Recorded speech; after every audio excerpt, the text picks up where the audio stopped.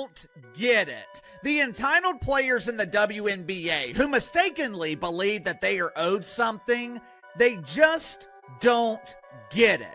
And I don't feel sorry for the diva of Dump Divas, Kat Engelbert. I damn sure don't feel sorry for Adam Silver, who will potentially have to step in and deal with these entitled divas. I have no sympathy for Adam Silver and Kathy Engelbert because they still don't get it. And honestly, after reading ESPN's latest bombshell report, I'm starting to think they never will. Because while WNBA players are demanding massive salary increases, the league just revealed something that should terrify every single one of them. The newest contract proposal would lose $700 million. Not over 10 years, not over 2 decades, over the length of one single CBA. 5 to 7 years of financial freefall. And here's the part that's truly mind-blowing. They know this. The league knows it. The union knows it. They saw the numbers and submitted the proposal anyway. The other day, I took my daughter out to brunch. At 17 years old, it was finally time to have that dreaded talk about her getting a job. Now, in her mind, it's kind of a weird message coming from me because I don't have a job. She sees me doing what I love every day for a living, and for her, that's reality. I was ready for the typical teenage excuse. Let's break down what WNBA players are actually demanding, because the details change everything. They're not asking for higher base salaries. They're not fighting for better travel, benefits, or working conditions. No, the WNBA Players Union submitted a proposal demanding 30% of the league's gross revenue. Not net revenue, gross revenue. And that difference is massive. In 2024, the WNBA pulled in roughly $200 million in gross revenue. Record ratings, record attendance, the full force of the Caitlin Clark effect. Under the players' proposal, $60 million of that would go directly to players. Here's the problem. Even with all that momentum, the league still lost between $40 to $50 million in 2024. Now add $60 million in guaranteed player payouts on top of existing costs. And suddenly the league isn't losing $50 million a year. It's losing over $100 million annually. A financial disaster disguised as progress. Figure out what you don't want to do with the rest of your life, and one day, maybe you will figure out a way to generate $40 while you're asleep at night doing nothing. Long story short, you need to learn the value of money, which is clearly something that WNBA players have never been taught. Make sure to like and subscribe. You can follow me on Twitter at KC_BT. And this is where we need to talk about. There's a huge gap between what WNBA players think they're worth and what they actually generate, and it's creating a fundamental disconnect. Players see expansion fees. They see Golden State paying $50 million for a new franchise. They see Portland writing huge checks. And in their minds, that money should flow straight to them. But that's not how expansion fees work in any professional league. That cash isn't for the players. It's a one-time influx that goes to existing franchise owners, helping offset years of losses. The league itself only sees a small fraction. So when the union negotiates for a cut of expansion fees, they're literally arguing over crumbs while demanding the whole pie. It's the same mistake my 17-year-old makes asking for $40 without realizing how long it takes to actually earn it. The principle is the same. Intent isn't reality. This league is such a failure. They have been nominated 3 times, and they have never come close to winning. There aren't too many things that WNBA players are good at. Making layups, jumping high enough to grab the net. Not the rim, just the net. Walking and dribbling simultaneously. Selling tickets, drawing ratings. But to their credit, there are 2 things that WNBA players are brilliant at doing. Number 1, here's why gross revenue versus net revenue is a game changer, and why apparently nobody explained it to the players' union. You can generate $1 trillion in gross revenue. Sounds incredible on paper, right? But if your expenses are $2 trillion, you're bankrupt. Revenue without profit means nothing. The business fails. And that's exactly the reality the WNBA faces. In 28 years, the league has never turned a profit, losing an estimated $300 million over its entire history. $300 million that NBA owners have poured in just to keep it alive. Now, players are demanding 30% of gross revenue, regardless of whether the league makes or loses money. This isn't negotiation. This isn't advocacy. This is demanding payment for failure.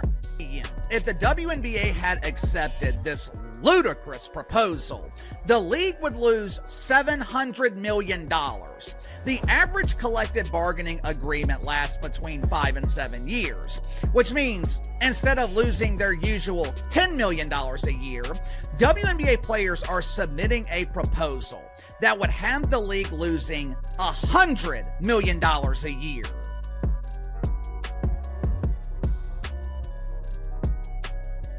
The deadline to reach a deal is January 31st, 2025. That's next Friday. And according to multiple reports, the two sides aren't even close. The league rejected the players' proposal outright because accepting it would be financial suicide. Now, we're staring down the very real possibility of a canceled 2026 season. Think about what that would mean. Training camp usually kicks off in April. Free agency happens in February. The draft is in April. Without a collective bargaining agreement in place, none of it can happen. The entire offseason freezes, and the longer this drags on, the higher the risk of a full shutdown. Here's what some players don't seem to get. The NBA doesn't need the WNBA. NBA owners don't need WNBA franchises to survive. If the season is canceled, they save hundreds of millions of dollars. The leverage isn't on the court. It's in the boardroom, and right now, the players aren't holding it. An influx of cash doesn't happen every year. The vast majority of that cash, it is spread to existing dumps throughout the league. If I had to guess, they are spreading it around to help pay off decades of debt. But the league itself, they see a minimal portion of the revenue from expansion fees. So WNBA players, they are basically negotiating for a piece of nothing. This is where the Caitlin Clark factor comes into play. Right now, she's the league's only true negotiating leverage. She moves ratings. She sells tickets in markets far beyond her home city. She's the only player casual fans can actually name. The union is trying to weaponize that value, threatening to keep Clark off the court to pressure the league. But here's the flaw. The longer she's away, the less valuable she becomes. The mainstream sports audience has the attention span of a goldfish. A year off the court, and they move on. They forget. Suddenly, the WNBA's biggest bargaining chip disappears. Meanwhile, veteran players like Natasha Cloud aren't thinking long-term. They're near the end of their careers and want to cash in now, even if it jeopardizes the league's future. That's not strategy. That's desperation. The WNBA would have lost $100 million that year. Are you starting to understand why I have been telling you guys for the past year that the 2026 WNBA season is going to be canceled? There is absolutely no way the WNBA and the NBA are going to agree to these terms. The deadline to reach an agreement is next Friday. I think it's January 9th. Let's be clear about what WNBA players are actually good at, because perspective matters. They're elite athletes. They've devoted their lives to basketball, sacrificing, training, competing at the highest level. That deserves respect. But being great on the court doesn't automatically mean you understand business. It doesn't mean understanding revenue, expenses, profit margins, or the nuances of collective bargaining. Right now, the WNBA Players Union is showing exactly that. They don't. What they are good at: two things: manufacturing drama and losing money. They generate controversy better than almost any league in professional sports. And they spend money they haven't earned with jaw-dropping efficiency. Those are the only skills they've truly perfected. And the longer she is off the court, the longer she is out of the mainstream, the less valuable Caitlin Clark becomes. WNBA players are trying to leverage that necessity. They are trying to pressure the league into caving to their unreasonable demands. But there's one thing that they are forgetting. There's one tiny detail that they're overlooking.